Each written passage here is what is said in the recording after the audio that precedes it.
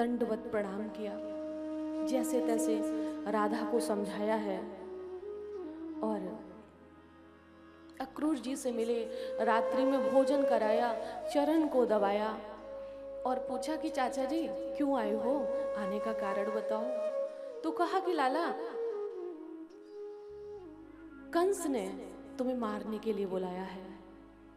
तुम्हारे माता पिता देवकी वसुदेव को कारागृह में बंद कर दिया, और इतना ही नहीं, परसों नारद जी ने आके समझाया, वो तो मारे दिए जा रहा था कि मार दूंगा इनको, वो तो नारद ने आके समझाया तो वो मान गया है। लाला तुम्हें शीघ्रता करनी चाहिए, उनको भी बंधन से छुड़ाना है, तुम्हें शीघ्रता करनी चाहिए। अगर तुम नहीं जाओगे ना तो तुम्हारे माता पिता जीवित नहीं बचेंगे। भगवान बोले चाचा जी आप चिंता मत करो,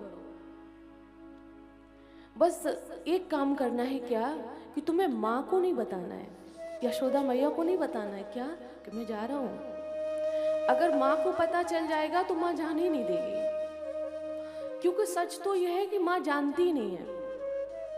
सच क्या है ये माँ को नहीं पता है।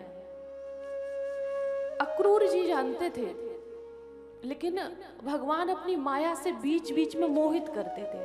अक्रूर जी जानते थे कि ये ब्रह्म है, नारायण है, नर लीला कर रहा है। सवेरा हुआ, भगवान खुश होके मैया के पास आए। मैया देख, कंस मामा ने बुलाया है मेला देखने के लिए, और मैं भांजा हूं, तो फिर भांजा तो मामा से मिलने जा ही सकता है, तो तू मेरा श्रृंगार कर दे।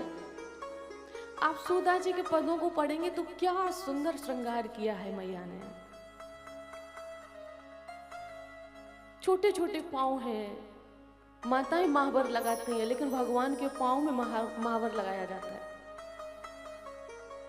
सुंदर सी पाजेब पहनाई है, महावर लगाया, मैया पहना रही है।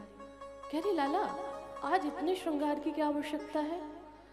मैंने कहा ना मैया मामा से, क्या तुम मामा से मिलने जा रहे हो, मथुरा जा रहे हो। लाला कैसी बातें कर रहे हो, 11 वर्ष कि तुम हो चुके हो, एक भी दिन ऐसा नहीं गया है कि जब तुम्हें बिना देखे मैंने भोजन किया हो। तुम्हें नेत्रों से कभी ओझल नहीं किया है। मैंने इतनी आयु में तुम्हें पाया, इसलिए नहीं कि तुम मुझे छोड़कर चले जाओ। अरे मैया कैसी बातें कर रही है, मैंने कब कहा कि मैं छोड़कर जाऊंगा, मैं परसों आ जाऊंगा। माँ बच्चे के सबसे ज्यादा करीब होती है। माँ से ज्यादा बालक को कोई नहीं जानता है। तो मैया ने कहा कि लाला ऐसा करो, दाऊ जी को भेज दे रहे, तुम यहीं रहो। अरे नहीं मैया मुझे ही जाना पड़ेगा, मैं जाऊंगा ना। मैया बोली अभी तुमने कहा मेला देखने जाऊंगा, और अभी कह रहे हो मुझे ही जाना पड़ेगा। ये दो तरह की बातें क्यों कर रहे हो लाला, मुझे लगता है कि कुछ गड़बड़ है, मुझे संशय हो रहा है। मेरी आत्मा जाने क्यों तड़प रही है, दुखी हो रही है। मेरे अंदर मन में आ रहा है, मेरे भगवान मेरे आराध्य मुझे कह रहे हैं कि आज लाला तुम्हारा जब जाएगा तो वापस कभी नहीं आएगा। मैया रोने लगी। देख मैया मेरा श्रृंगार कर दो। तो मैया लाला को बिठाती है और ब्रज में जाती है। यशोदा बार बार यूं भाके, सूरदास जी लिख रहे है को ब्रज में हितू हमारो, चलत गोपाले राखे। यशोदा बार बार यूं भाके, रो रही है, चिल्ला रही है मैया। कहती है ब्रजवासियों, इस यशोदा ने सबको यश प्रदान किया है, इसलिए मेरा नाम यशोदा पड़ा है। तुम लोगों ने नंद बाबा से जो मांगा वो दिया, लेकिन आज आपसे कुछ मांगने की मेरी इच्छा है, दोगे? ब्रजवासी सब रोते हुए कहते मैया मेरा क्या सहयोग चाहिए, मैं क्या कर सकता हूँ कि मेरे गोपाल को मथुरा जाने से रोक लो, बस इतना चाहिए। कोई भी लोभ लालच दो, कुछ भी करो, कहीं खेलने के बहाने दूर ले जाओ, लेकिन मेरे गोपाल को आज मथुरा मत जाने दो। जाने क्यों मेरी आत्मा बार बार कह रही है कि लाला वापस नहीं आएगा, और लाला वापस नहीं आएगा तो इस यशोदा का जीवन का आधार, जीवन का सहारा, मेरा प्राण, मेरा जीवन, सर्वस्व सब कुछ चला जाएगा। अगर सच पूछो तो जो हमारा हृदय होता है और हृदय जो धड़कता है, इसकी जो धड़कन होती है, आप सब लोग अपने हृदय पे हाथ रख के देख लो, धड़कता है। ये धड़कन ही, माँ की जो धड़कन है, वो अपने बच्चे के लिए प्रेम होता है।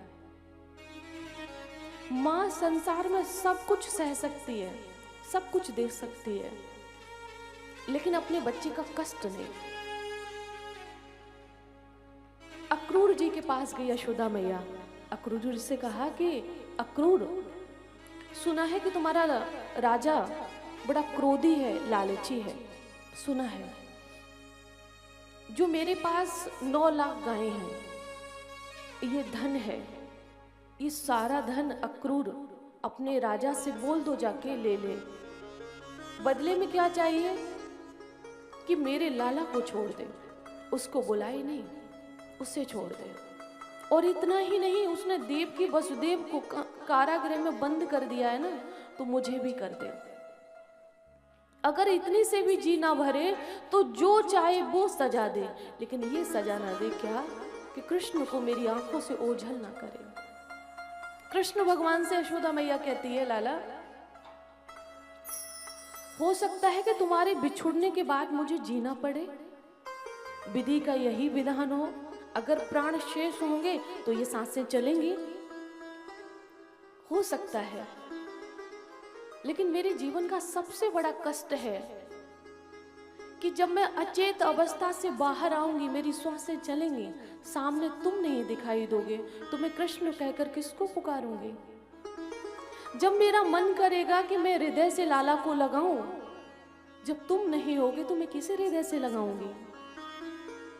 तुम माखन खाते हो ना, जब मैं दधि मंथन करती हूँ, भागवत में आया है कि यशोदा मैया ने अनेक दास दासी होने के बाद भी कभी भी माखन किसी दास दासी से बनवा के कृष्ण को नहीं खिलाया, स्वयं करती थी, स्वयं बनाती थी दधि मंथन, और वो माखन कृष्ण को ताजा ताजा खिलाती थी। तो आज मैया कह रही है कि लाला जब मैं माखन बनाऊंगी तो मैं किसे खिलाऊंगी? यशोदा मैया कहती है क्योंकि वो समझ गई कि लगता है कि मैंने जिस बालक को जन्म दिया वो कोई साधारण नहीं है। वो नेत्र तो बहा रहा है, लेकिन साथ में कुछ राज को छुपा रहा है। मैं माँ हूं ना, तो मैं बहुत अच्छे से जानती हूँ। मैया पकड़ के कहती है, लाला एक बात बताओ, मैंने एक बार तुम्हें ऊखल से बांध के सजा दी थी, तुम इसलिए नाराज होके जा रहे हो? कभी कभी मैंने तुम्हें डांट दिया, इसलिए तुम जा रहे हो? गोपियां शिकायत करती थी तो मैंने तुम्हें डांटा, घर से निकलने नहीं दिया, इसलिए तुम जा रहे हो? मैंने इन 11 वर्षों में ऐसा कौन सा अपराध कर दिया, ऐसा कौन सा पाप कर दिया जो तुम माँ को छोड़ के जा रहे हो? भगवान आंखों में आंसू भरे हैं और कहते हैं कि मैया तूने तो कोई पाप नहीं किया है, पता नहीं ये समय कैसा है जिसको मैं भी नहीं जानता, और ये मैं भी नहीं जानता था कि संसार में मैं आऊंगा तेरी जैसी मैया का प्यार पाने के लिए, ये मैं भी नहीं जानता था। तो मैं प्यार में, तेरी जैसी मैया के प्यार में इतना व्याकुल हो जाऊंगा, जाने क्यों मैंने इतने अवतार लिए और अपना कार्य पूरा करके तुरंत ही मैं विराट स्वरूप में विलीन हो जाता हूँ। लेकिन ये अवतार मैंने ऐसा लिया है कि मैं तुझे, इन ब्रजवासियों को भूल ही नहीं पा रहा हूँ। अपने मन में भगवान कह रहे हैं। मैया कह रही, लाला तुम रो रहे हो? भगवान कहते नहीं नहीं मैया, तू रो रही है ना, इसलिए तुझे लग रहा है कि मैं भी रो रहा हूँ। मैं रो नहीं रहा हूँ,